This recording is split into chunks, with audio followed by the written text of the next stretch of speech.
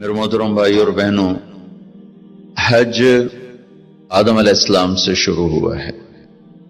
عبادات میں کوئی اجتہاد اور عقل نہیں، جیسے اللہ نے کہا ہے ویسے کرنا ہے۔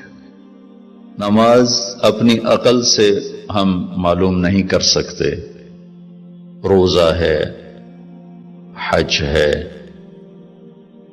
عبادات میں جیسے آسمان والے نے بتایا اور جیسے جناب رسول اللہ صلی اللہ علیہ وسلم نے کر کے دکھلایا، بس ہم نے وہ کرنا ہے۔ باقی چیزوں میں معاملات ہیں، زندگی کی باقی ضروریات ہیں، اس میں زمانے کے لحاظ سے سوچ بچار بھی ہے، تبدیلی بھی ہے، اجتہاد بھی ہے۔ عبادت اسے کہتے ہیں جس میں بس جو اللہ نے کہا، جو اس کے نبی نے فرمایا، کر کے دکھایا، ویسے کرنا ہے۔ ہمارے نبی پاک کا میں تھوڑا سا آپ کو مختصر خاکہ حج کا بتا دیتا ہوں۔ جناب رسول اللہ صلی اللہ تعالی علیہ وسلم نے حج کا جب اعلان فرمایا، یہ 10 ہجری، تو اطراف سے قبائل جمع ہوئے، کوئی 12,000 کا مجمع اکٹھا ہو گیا مدینہ میں۔ 25 تاریخ کو بروز ہفتہ آپ نے نماز ظہر سے پہلے غسل فرما کے 2 چادریں احرام کی نیت کے بغیر 2 چادریں باندھ، کرتا بھی اتار دیا، تہمد بھی اتار دیا۔ سحارا ایک بستی ہے جو آج کل مسقط میں آتی، وہاں سے ایک کپڑا آتا تھا، اس کی آپ نے 2 چادریں لی۔ پھر آپ نے ظہر کی نماز کے بعد اپنے پورے قافلے کو لیا، ذوالحلیفہ جس کو آج کل ابیار علی کہتے ہیں، یہاں آپ نے آ کر قیام فرمایا، اور عصر، مغرب، عشاء اور فجر اور ظہر 5 نمازیں آپ نے یہاں ادا فرمائیں۔ آپ گزر رہے تھے کہ جبریل ہے کہ یا رسول اللہ، اللہ فرما رہے ہیں یہ پاک وادی ہے، یہاں آپ قیام فرمائیں۔ ایک رات کی قیام کے بعد صبح آپ نے فجر کی نماز کے بعد غسل فرمایا، خوشبو لگائی، اپنے بالوں کو تیل لگایا، پھر شہد لگایا۔ شہد گوند کا کام دیتا ہے، چونکہ اب ننگے سر جانا تھا تو بال بڑے تھے، آپ کے شانوں تک آئے ہوئے تھے، تو آپ نے ان کو شہد لگا کے نا وہ جوڑ دیا، آپس میں جوڑ دیا۔ اور عائشہ رضی اللہ تعالیٰ نے آپ کو خوشبو لگائی۔ جسم پہ خوشبو لگا سکتے ہیں احرام سے پہلے، احرام کے کپڑے کو نہیں، جسم پہ خوشبو لگا سکتے ہیں احرام کی نیت کرنے سے پہلے۔ بالوں میں، مانگ میں آپ نے خوشبو لگائی۔ پھر اس کے بعد آپ نے ظہر کی نماز ادا فرمائی اور آپ اونٹنی پہ سوار ہوئے اور قبلہ رخ ہو کر آپ نے کہا لبیک حجۃ اللہم لبیک۔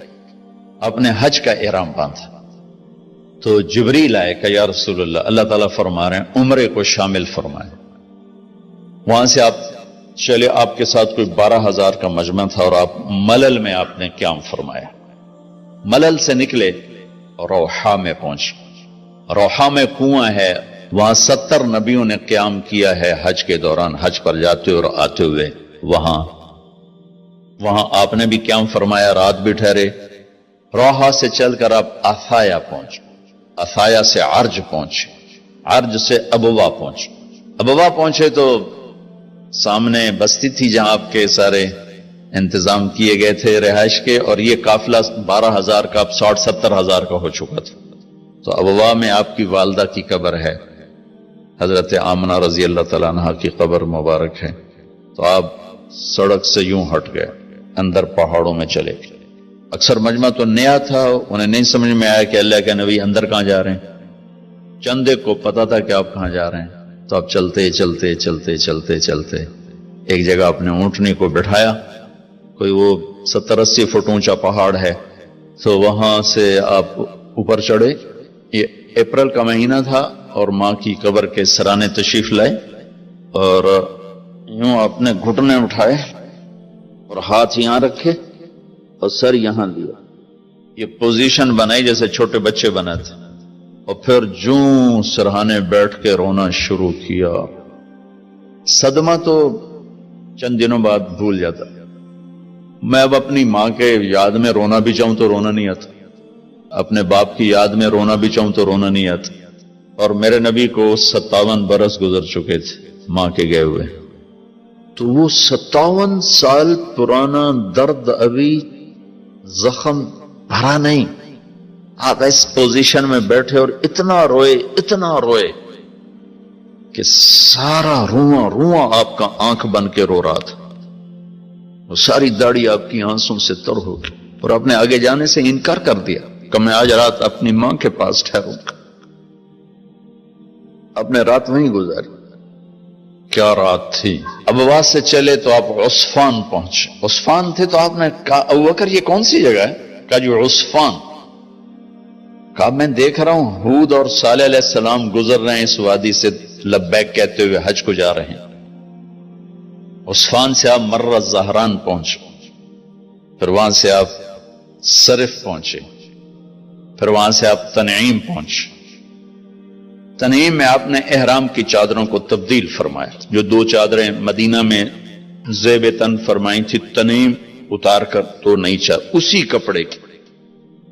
پھر مکہ کے ٹاپ سے آپ انٹر ہوئے اور بیر زی طوا کے کنویں پر آ کر آپ نے قیام فرمایا۔ یہ ہے اتوار کی رات، 25 کو چلے اور 4 کی رات کو، یہ مہینہ 29 کا تھا، تو 4 کی رات کو آپ مکے پہنچ گئے۔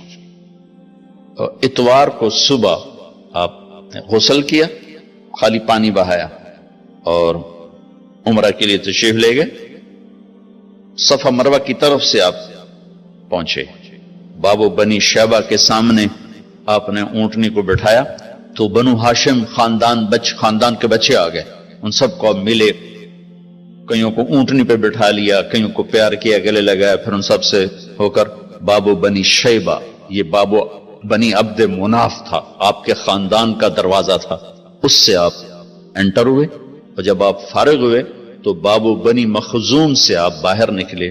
آپ نے جاتے ہی حجر اسود کا بوسہ لیا، پھر سجدہ کیا، پھر بوسہ لیا، پھر سجدہ کیا، پھر بوسہ لیا، پھر سجدہ کیا، پھر آپ رونے لگے، بہت روئے۔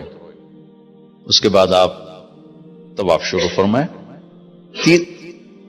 تیسرے یا چوتھے چکر میں آپ نے پانی بھی پیا، اور حضرت عمر سے فرمایا کہ عمر حجر اسود کے بوسے پہ لڑائی نہ کرنا، جگہ ملے تو لے لینا، جھگڑا نہ کرنا، جیسے ہمارے نادانی میں لوگ وہاں عورتیں بھی ایسی حماقت کرتی ہیں کہ ایک سنت عمل کے لیے فرض چھوڑ دیتے کہ مرد عورت کا یوں آپس میں اختلاط، یہ اس سے بچنا فرض ہے، اور وہ ایک سنت کے لیے گھس رہی، اور لڑائی جھگڑے فساد، قریب بھی نہیں جانا چاہیے۔